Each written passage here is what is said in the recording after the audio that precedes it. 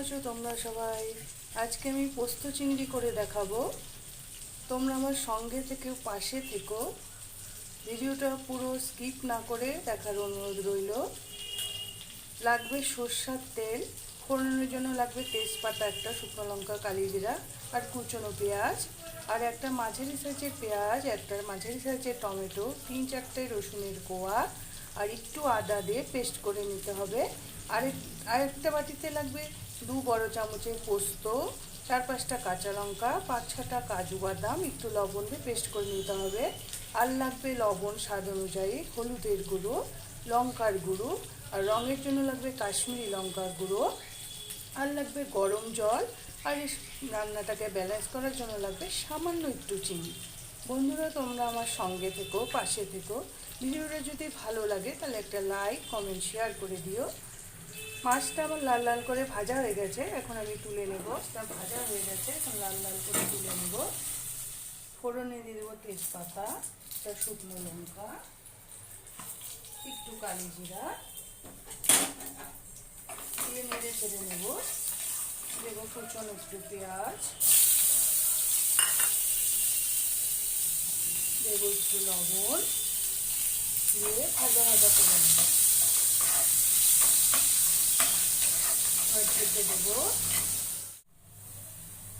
লাল লাল করে ভাজা হয়ে গেছে, এখন বেটে রাখা মশলাগুলো দিয়ে দেবো। দেবো হলুদের গুঁড়ো,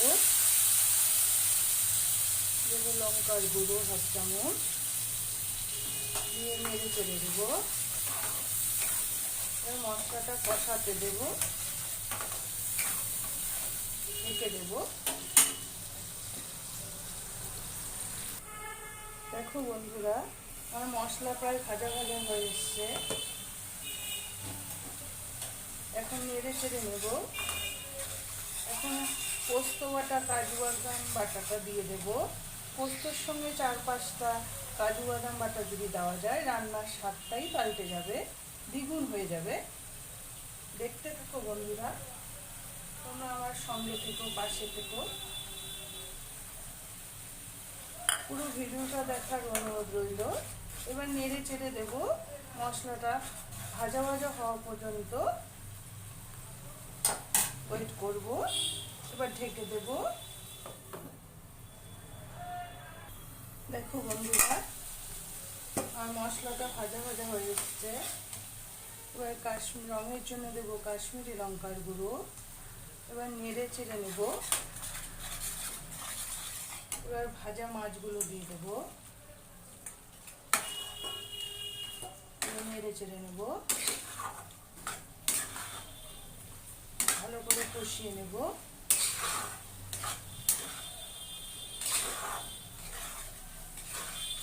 তারপরে দিয়ে দেবো গরম জল,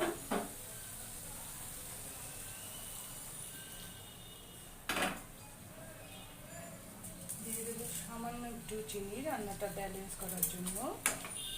এবার ঢেকে দেব।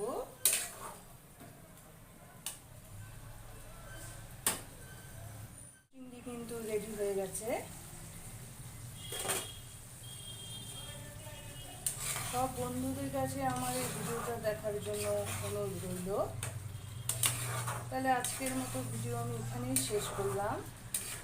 আবার দেখা হবে পরবর্তী ভিডিওতে।